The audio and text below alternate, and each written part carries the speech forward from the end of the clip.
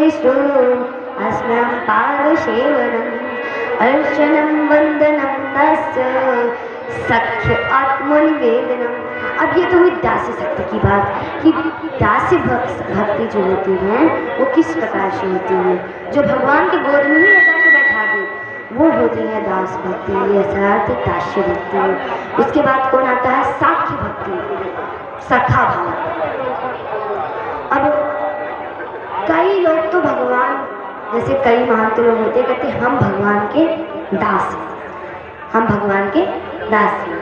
और कई लोग सखा अर्थात भगवान को अपना मित्र मानते हैं। किस प्रकार से? जिस प्रकार अर्जुन और श्री कृष्ण का संबंध था, तो वो कौन सी भक्ति थी? वो साख्य भक्ति थी, अर्थात सखा की भक्ति थी। उसके बाद आत्मनिवेदनम, अर्थात इसी प्रकार से नौदा भक्तियों के द्वारा आप पूर्णतः रूप से भगवान को समर्पित कर दीजिए। यद्यपि अगर आपको विश्वास भी ना हो हमारी बात पे, तो एक बार इस पर आप रिसर्च भी कर लीजिएगा और करके देख भी लीजिएगा। हो सकता है क्या पूर्णतः विश्वास है कि भगवान आपको अपना भक्त अवश्य बनाएंगे, क्योंकि भगवान अपना भक्त भी जल्दी किसी को नहीं बनाते हैं। अगर भगवान सोचेंगे भी कि जैसा करके इसको अपना भक्त बना ले, तो माया रानी उसमें ऐसा परपंच घुसेड़ती है, ऐसा कुतर्क चलता है कि भगवान आते आते रह जाते हैं। इसीलिए जब ये नौधा भक्ति अर्थात जिस प्रकार हम बोलते हैं ना कि नवरात्रि में 9 देवियों की पूजा होती है, उसी प्रकार ये नौधा भक्ति भी है। 9 देवियाँ ही समझिए इनको, इनकी भी पूजा उसी प्रकार ही कीजिए जिस प्रकार आप नवरात्रि में माता रानी की पूजा करते हैं। तो भगवान अवश्य ही आपको प्राप्त होंगे, क्योंकि इन नौधा भक्ति के ही भगवान भी, ये नौदा भक्ति के बुलाने पर भगवान भी दौड़े दौड़े भागे भागे चले जाते हैं। कर्मा बाई ने इसी तरीके से बुलाया था, मीरा जी ने भी इसी पर रिसर्च की थी। तो जिसको अगर रिसर्च करना हो भक्ति पर तो बात कर लीजिए, क्योंकि कई लोगों को विश्वास भी नहीं होता। प्रियात्मा श्री नारद जी वो इन्हीं भक्ति का सानिध्य ले लिए, अर्थात जब वो 6 वर्ष के बालक थे तो इसी भक्ति का सानिध्य लिए थे, इन्हीं 9 भक्तियों का सानिध्य लिए थे। ये जो 9 प्रकार की देवियां हैं, इन्हीं के चरण स्पर्श कर लिए थे, अर्थात इन्हीं को दंडवत प्रणाम कर लिया था। कहते था कि बस अब तो हम आपके हो गए हैं। तो कहा उन देवियों ने भी वरदान दे दिया कि बस, क्यों? क्योंकि भक्ति देवी खुद ही कह रही है कि भव छादो शरण तिष्ठो मां चिंता विनाशिनी।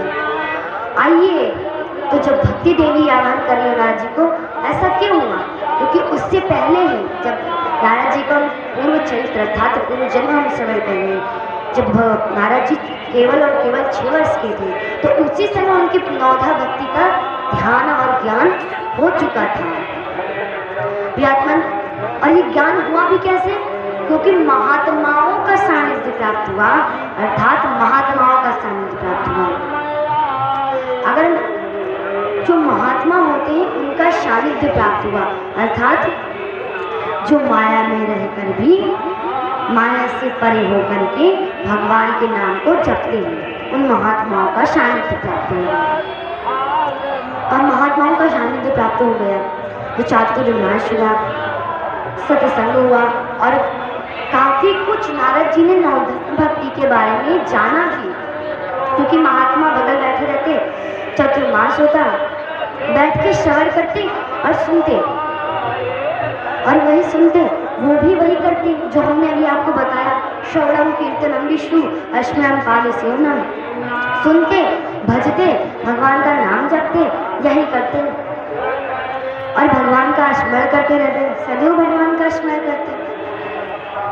अब जब 6 वर्ष के हुए, चातुर्मास बीता, अब महात्मा को जाने का वक्त भी आया, क्योंकि जो आया है वो जाएगा। तो महात्मा जाने लगे, तो नहीं, पीछे पीछे दौड़ते हुए नारद जी भी गए। कहा नहीं महात्मा जन, आप हमें अपने साथ ही ले जाइए, क्योंकि अब आपने हमें ऐसा भक्ति का ज्ञान दे दिया है कि अब हमें इस संसार में जी लगता नहीं हमारा। बस अब हम आपके साथ ही रहना चाहते हैं और आपके साथ ही भगवान का नाम जपना चाहते हैं। बस आप हमें लेते चलिए। महात्मा ने कहा ठीक है, लेते तो चलेंगे, परंतु आपकी जो माता जी हैं वो जिंदगी भर हमें गाली ही देंगी अगर हम आपको लेके गए, क्योंकि जो माताएं होती हैं ना, बच्चा कुछ भी बन जाए सब सहन कर लेंगी, परंतु अगर बाबा बनने की बात करता है तो माँ का दिल पहले धड़कने लगता है कि अगर बाबा बन जाएगा तो मेरा क्या होगा। तो साधु संतों ने कहा कि बेटा अभी तुम जाओ और अपनी माँ के साथ रहो, क्योंकि हमसे ज़्यादा आवश्यकता तो आपकी माँ को है। आप जाइए, कि आप छोटे से बालक हैं, अगर आपकी माँ यहाँ रहेंगी तो आप हमारे साथ चलिएगा। अच्छा, तो इतनी बात महात्माओं ने कह दी और वहाँ से चले गए। चातुर्मास पूर्ण हुआ। अब नारद जी तो बड़े खिन्न, बहुत खिन्न मन से भगवान का नाम स्मरण करते, सब कुछ करते, लेकिन मन उन्हीं महात्माओं के पास ही लगा रहता था जहाँ महात्मा गण गए थे उत्तर दिशा में। और जो बगल में अर्थात उनकी जो माता जी थी वो वहीं थी। अब वो माता जी को तो बड़ी घबराहट होने लगी कि बच्चा जो है, वो बालक जो हमारा है, वो बाबा कहीं न बन जाए, अर्थात बाबा बन जाएगा तो बड़ी दिक्कत हो जाएगी, बड़ी दिक्कत उत्पन्न हो जाएगी, गृहस्थी में नहीं पड़ेगा। तो जो भी आता आस पड़ोस के लोग उनसे कहती कि आप कुछ कीजिए जिससे हमारे पुत्र का विवाह हो जाए। अब माता अभी से विवाह कराने में जुट गई। अब तो नारद जी और घबराए कि अभी तो हमें भगवान का नाम जपना है, तो कहाँ से विवाह की बात आ गई। संयोगवश एक दिन माँ दूध दूहने के लिए शाम के वक्त गई और दूध निकाला, लेकर के आ ही रही थी कि नीचे देख नहीं पाई और सर्प पर पैर चढ़ पड़ गए और तुरंत सर्प ने माँ को डस लिया और माँ की तो मृत्यु हो गई।